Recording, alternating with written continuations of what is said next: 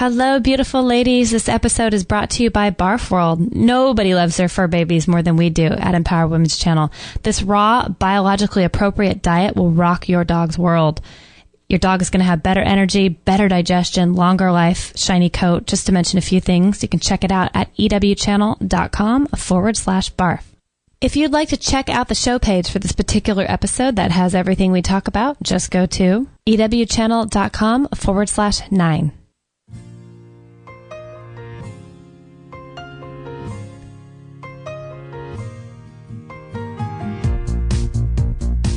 Welcome to the Empowered Women's Channel podcast, the home for vibrant living. Our goal every session is to inspire you with new and interesting ideas. Join us and let's change the planet together. So are you ready, Kate? I'm ready, Bo. Let's go!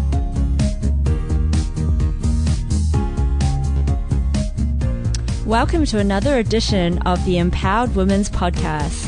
Today, I've got Kate Stellman in the studio with me from Miracle Manor and myself, Bo Wong, from myorganiclife.info. And we've got a beautiful guest on all the way from sunny Australia called Jema Lee from wellsome.com. And she's a health and wellness coach. And hi, Jema. Hi, Bo. Kate, how you going? Good, good. How's it going for you? Very well today. Thanks for having me. Nice. Thanks for being on. It's a pleasure. We have been looking at your site for a while now, and girl, you are doing some rocking things. Thanks so much. Yeah. Do you want to just give our listeners a bit of a background into what you're doing and some more info about yourself? Yeah, no, that'd be awesome. So, hi everyone. Basically, my name's Jema Lee. I'm based on the Gold Coast here, and I've had an affiliation with health for around about the last 6 years in the health industry. And it was only last year that I kind of went through a bit of personal change and experience and started helping influence others on their diets that I decided I'd become a wellness nutrition coach. I specialize in gluten-free coaching. The reason why I do that is because I grew up in a family of celiac disease, and I'm not sure if you guys know what celiac is, but we might be able to touch on that a little bit later. Yeah. And unfortunately, I, half my family have celiac and I don't, so I was very lucky for that. However, I do have the celiac gene, so I've been through a lot of celiac, I guess you could say, experiences with food, and there's a lot of people out there today that are coming into affecting with celiac and living gluten-free. So I'm, educating and sharing my passion for living gluten-free with others and teaching them how they can help heal their bodies from the inside out. Wow. Is that all you're doing? There's a few other things on the side, but that covers it pretty much. Wow. Those are big shoes to fill. You are very involved, it sounds like. I know here in America, gluten-free has just become such a, quote, buzzword in the last 5 years. There's gluten-free stores popping up all over the place, which I think is amazing. But obviously it's more than just a trend or a fad. I mean, people really are having some pretty negative responses to gluten, aren't they? Oh, it's massive. It's surprising. My brother was the first in our family to get diagnosed, and he was diagnosed at the age of 14. And what type of 14-year-old is coming home from school every day with big black bags under his eyes and just sleeping till dinner, eat, and then sleep the rest. And, that was really uncommon. And that was, nearly, 12 years ago now. And back then, when we first started eating gluten-free as a family, we'd go to the supermarket and it would take my mum 2 or 3 hours just to go through all the ingredients on different foods just to make sure they were gluten-free. So I was, at a young age, opened up to a world of gluten-free and was educated from an earlier age of how to change foods. And so I'm very thankful for that. And I've experienced a lot of the things my clients tend to go through, and I've noticed a lot. I do have a lot of clients in America and Canada that are experiencing the same things. And, when a lot of people, when they get diagnosed with either celiacs, or they may see a nutritionist and say, look, you should really cut out a lot of gluten in your diet. They're all like, oh my God, my life's over. I don't know what I'm going to do. And that's a really common initial reaction. And what I do is I kind of help make that transition a little bit easier, because it doesn't have to be that hard. So like you were saying before, it's really common now to see a lot more gluten-free foods in the general supermarkets, and gluten-free restaurants and cafes are popping up all over the world now, Absolutely. which is great to see. Yeah, absolutely. Because I know, like you said, people kind of panic and they're thinking, if they're recommended a more gluten-free lifestyle, they're thinking, oh, I can never have a piece of bread again, or I can never have a cookie. And that's not the truth at all. It could be farther from the truth. Not. Yeah. No, there's definitely a big market out there that people are just unaware of. And I guess until you actually spot something or hear about it, you become more knowledgeable and you recognize it a little bit more. And so I guess with the pathway of eating gluten-free, it's more so introducing new, aspects to people's diets and getting them involved in, thinking outside the square into how they can, change their normal pasta meal into, say, a gluten-free or even a dairy-free meal. Absolutely. So just things like that I help educate on. And I really love seeing people transform their not just their lives and their diets, but their overall lifestyle, because it really is a lifestyle thing. Absolutely. I couldn't agree more. Yeah. Yeah. Jema, sometimes I see on packets, like I know some things have like gluten-free, but they also have a lot of other things in that are quite processed. And I know that sometimes can upset my tummy, so I've avoided a few gluten-free brands and things. What do you think about that? That's a great question.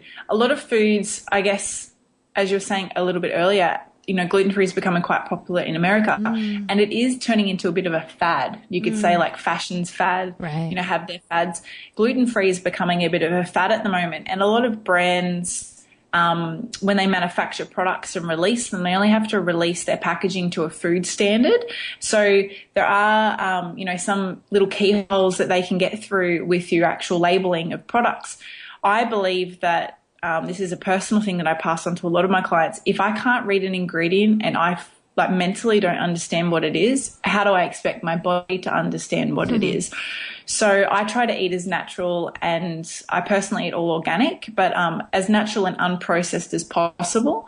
And I believe that our bodies, are machines, and they're made to absorb different types of foods at different, paces. Whereas if you're putting any foreign objects in your body's going to, react to that. And so that's what a lot of foods these days contain, preservatives, additives into their foods, colorings, and it's got a huge response with children and new allergies that are forming, worldwide.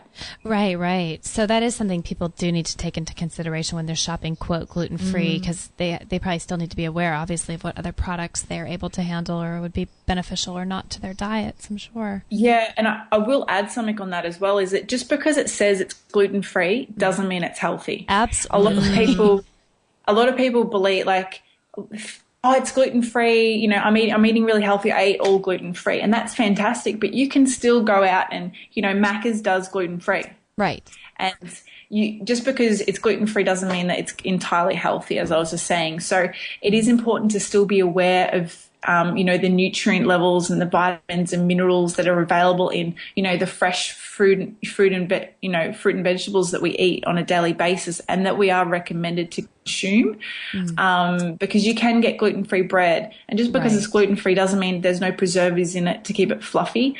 I remember when we first went gluten-free in our household, my mum threw out everything in the pantry, and there was a couple of solid weeks there where we ate Mexican dip.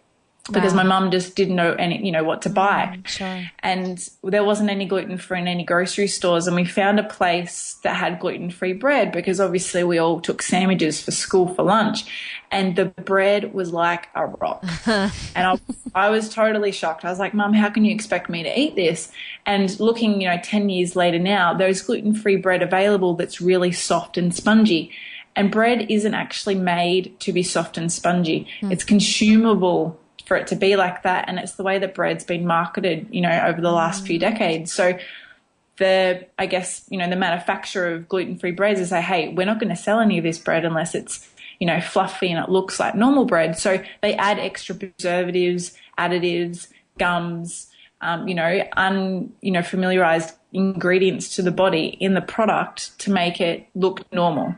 Right. And not to mention, I'm sure a lot of gluten-free foods with those items added in are pretty full of sugar too. You have to kind of be careful of that. Okay.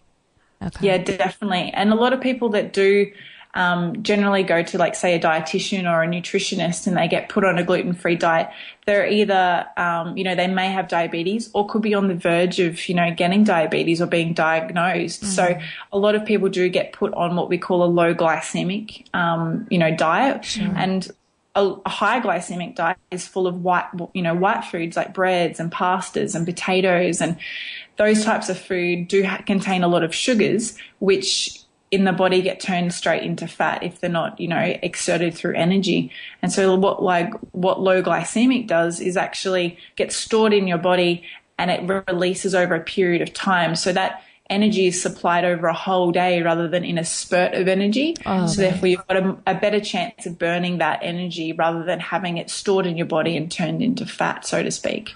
Well, that makes complete sense. Now, for people in a roundabout way. Yeah, no, totally.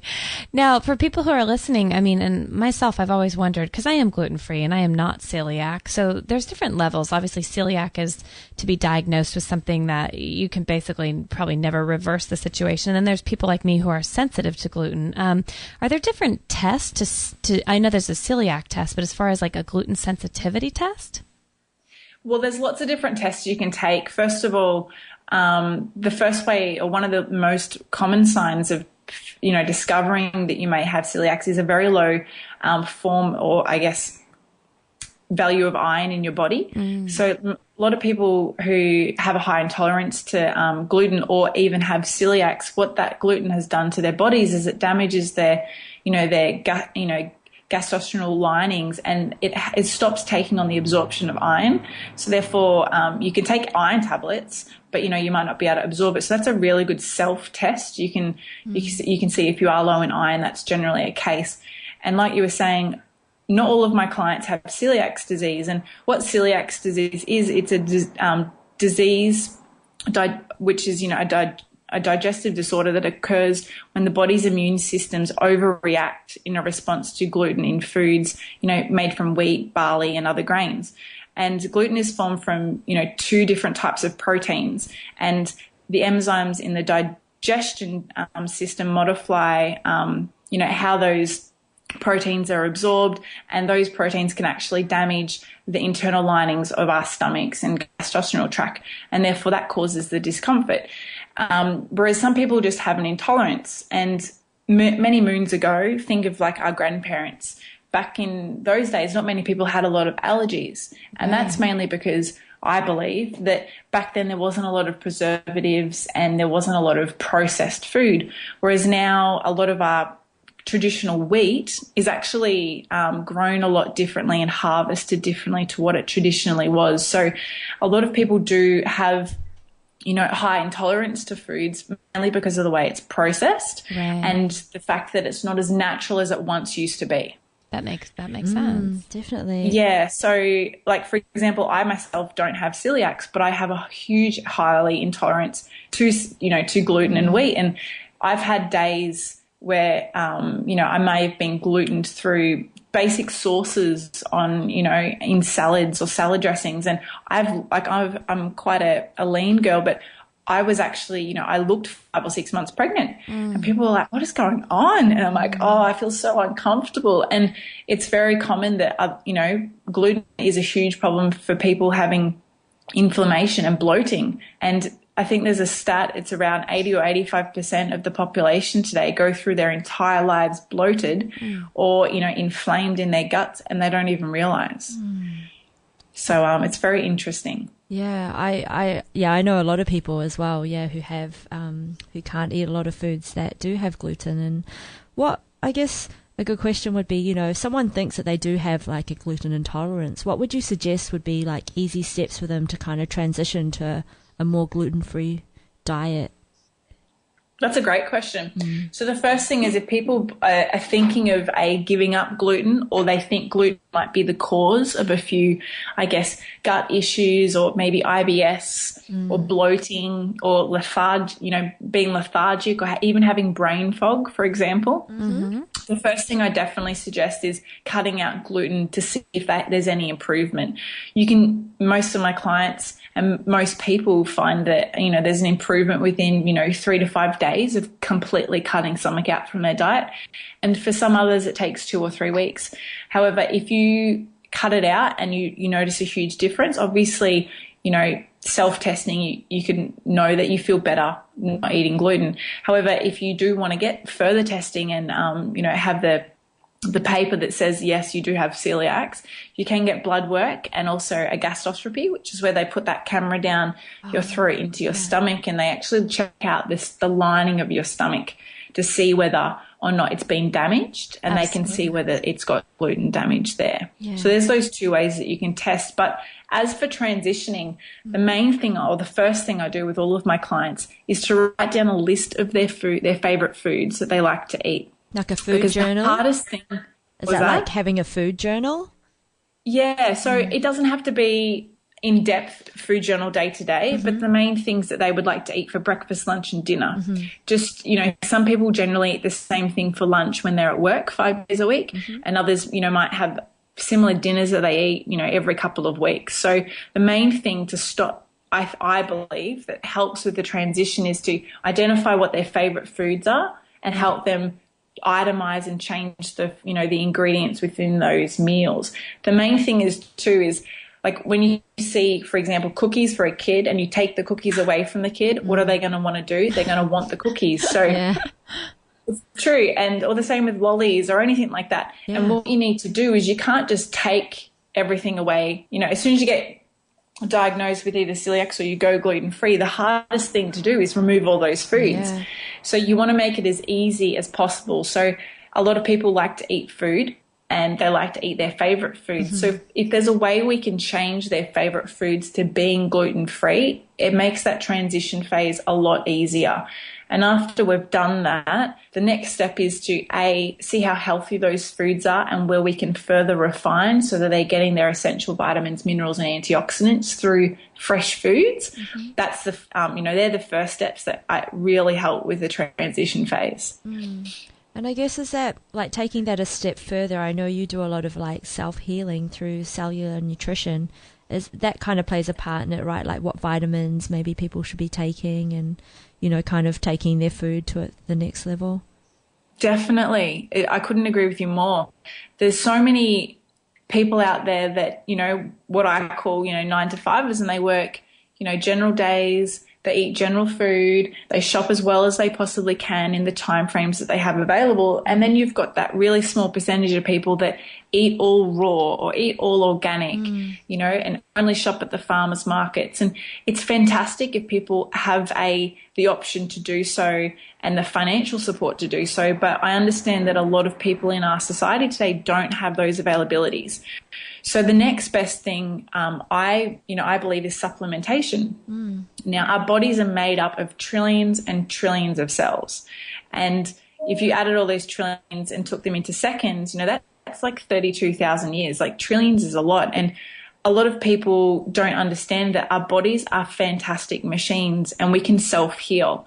So, for example, take for an instance a child when they break their arm. If casted properly, their arm can re-heal and, rejoin and form. So the rest of our bodies are very, very similar, including our organs, and our cells within. So if we can support our cell nutrition and health by replenishing our bodies with essential vitamins, minerals and antioxidants, we're going to help with that process. So there's 3 main products that I suggest to all of my clients, mainly because a lot of my clients have gut issues or, bloating, inflammation, or are changing from one particular diet form to another. And the first one I always suggest is probiotics. It's my favorite product, and probiotics are so under talked about. It shocks me sometimes, but our gut actually holds a lot of, bacteria, both good and bad. And we need to really find a healthy balance of those bacteria. And the biggest thing is that when we have been what I call glutenized, is rebalancing out those bacteria levels. And it is a process. People need to understand that it does take a little while to do so, but by taking a good probiotic, you can definitely help with that process. So I take a gluten-free, dairy-free and sugar-free probiotic, and it's a travel pack. So I take that. Another one that I recommend to everyone is fish oils. Here in Australia, unfortunately we're not lucky enough to have fresh salmon, which I'm really sad about. But so a lot of people here eat canned fish or farmed fish, which unfortunately contain a lot of mercury. So I always recommend a good Biomega essential omega-3 fish oil. And what that does is it's not only fantastic for our skin, hair and nails and replenishing skin cells, because our skin is our largest organism. It's also great for soothing and healing our inside. So a lot of people who have been glutenized have a lot of damage, like I was saying before, about, on the gastrointestinal walls as well as the stomach linings. And what that Biomega does is it helps soothe and heal. And most people realize that they come in capsules rather than tablet form. And what that does is that they're in a capsule so that when they're digested, they actually get released and absorbed later in the digestion system rather than, immediately. So that's another great essential. And the last one is a high potent multi-mineral antioxidant. So multivitamin, essentially. And what that is you want to make sure you're getting your essential vitamins, minerals, and antioxidants. And with all of those things working together, that's what helps replenish your cells so that you can heal inside and out. Whether you've got a cut on your finger, you need your nails to grow, whether you're healing internally from any gut issues, whether you've been in hospital for any types of degenerative diseases, what these essential multi-minerals and antioxidants do is they help prevent that. So I definitely recommend those as well. Fabulous. So, Jema, do you work with people in person and over the phone? Definitely. I'm a people person. Yeah, no. So I love connecting with people face to face. I definitely have an energetic connection with them, more so face to face. And that way I can always give them samples of different products and, show them a few things in person. However, majority of my clients are online. So, and I definitely find it's the easiest way to connect with people with the lovely source of the internet. So, face to face too on Skype is another way I love to do it. And I also do a few group sessions, through Google Hangouts or Skype, Skype calls or whatnot as well. That's wonderful. So if people want to contact you, they should go to your website, wellsome.com, and then under your contacts, try to hook up with you. Yeah, definitely. That's the best way to go about it. If not, join me on Facebook. I'm always very active on Facebook and, posting new things. My website has some great information about going gluten-free, the benefits, and can help solve a lot of people's questions at the get-go. And I also have a free True Health assessment available on my website as well. So, which just helps, people position themselves and work out where they are with their health as well. That is awesome, Jema. Well, thank you so much for spending some time and giving people a little intro into what you do and also into their, how they could obviously kind of benefit from the gluten-free lifestyle. Because I'm sure, do people ask you, this kind of sounds like a silly question, but is gluten good for anybody? To be personally, I believe it's not. Yeah. I believe our traditional bread and pasta that was made, a century ago, it definitely could have been. But back then we were a lot more active as people. Mm-hmm. Whereas today, most people sit down most of the day. They're not out walking, doing things in the yard, etc. So personally, I believe that you can live a life without gluten and you can live it very, very successfully. And until anyone gives it up, they don't really realize how much damage gluten could be causing their body. Absolutely. Yeah. I can attest to that. Well, thanks, Miss Jema Lee. If you can hang on the line, we'll just close out the show. Girls, thanks for listening, everybody out there. We're so grateful for you taking time out of your day wherever you are in the world to spend it with us and learn a little bit about gluten. Absolutely. And thanks, guys. Thank you. And everybody, love to be here. Oh, thank you. That was wonderful. Yeah. And you can follow what we're doing at empoweredwomenschannel.com and sign up for our newsletter and receive a fabulous ebook, as well as just connect with our community we have building and just be able to be empowered. Be empowered. For the day. I was going to say, isn't that what it's all about? Yeah, definitely. And just have a lot of tips about. We've got so many great things going on, don't we, at the moment? Yes. Yeah. A lot. So keep up to date with us. Check us out on Facebook and Twitter, and stay empowered. And we'll catch you guys on the next episode. Thanks for hanging. Thanks for hanging, guys.